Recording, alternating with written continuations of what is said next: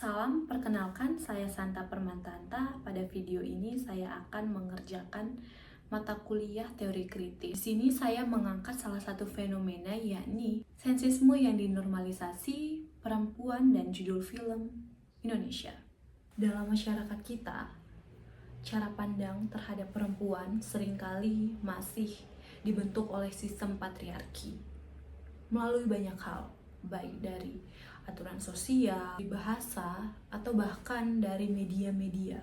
Namun menariknya, kita tidak perlu untuk menonton film itu untuk mengetahui film itu bias atau tidak.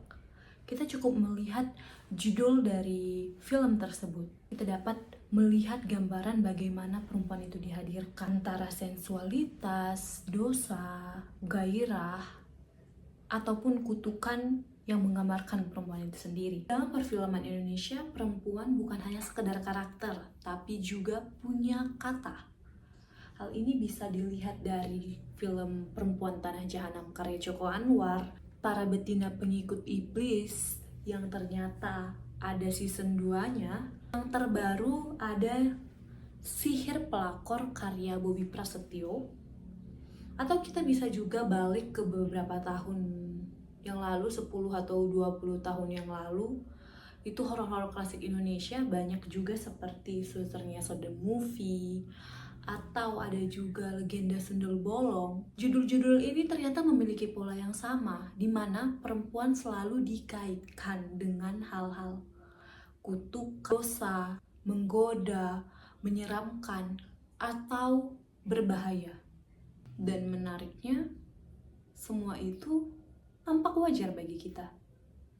Seolah perempuan itu memang layak untuk menjadi simbol-simbol yang mengerikan dan menggoda. Dalam teori kritis, Frankfurt School yang dijelaskan oleh Theodore and Max dalam Dialectic in Enlightenment, yang menggambarkan bahwasanya budaya populer itu tidak pernah netral, katanya. Ia bekerja untuk menormalkan ideologi yang dominan, dalam hal ini budaya patriarki.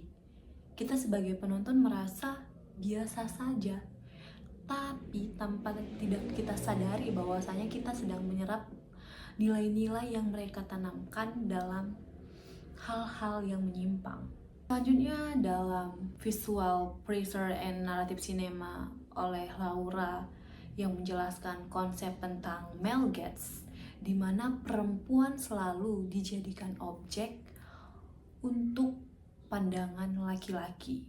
Di sini ada juga dari Barbara Creed lewat Monster Feminine, di mana menegaskan bahwa dalam film horor, tubuh perempuan dikonstruksi sebagai sumber teror karena tubuhnya dan hasrat mereka itu dianggap mengancam tatanan moral patriarki. Kita analisis satu-satu judul film. Yang pertama itu Perempuan Tanah Jahanam karya Joko Anwar.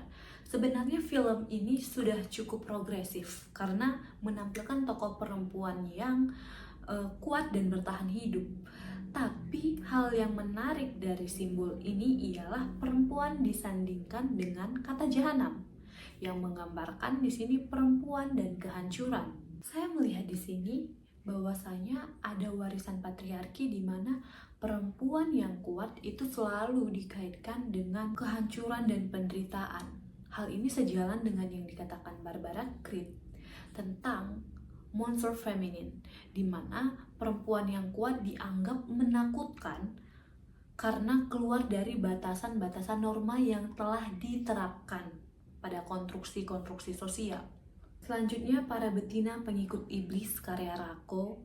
Di sini lebih eksplisit karena kata betina menghapus identitas sosial perempuan dan mengurainya menjadi makna biologis. Lalu, betina disandingkan dengan pengikut iblis yang menggambarkan bahwasanya sini mempunyai makna ganda, yakni sensualitas sekaligus jahat. Dalam pandangan Foucault, bahasa adalah bentuk kekuasaan, di mana cara memaknainya adalah cara mengkonstruksi. Jadi di sini bukan hanya sekadar sensisme, tapi di sini memang menekankan adanya budaya patriarki. Lalu film Sihir Pelakor karya Bobby Prasetya ini sebenarnya pelakor saja itu udah syarat dengan kebencian terhadap perempuan. Perselingkuhan itu selalu menekankan kepada sifat dan karakter perempuan tanpa melibatkan ada sosok laki-laki di dalamnya. Tapi saya harus menekankan bahwasanya saya benci perempuan-perempuan yang mengambil hak perempuan lain. Ketika ditanamkan kata pelakor itu dan disandingkan dengan kata sihir, ini memperkuat asosiasi bahwasanya perempuan adalah sumber kekacauan.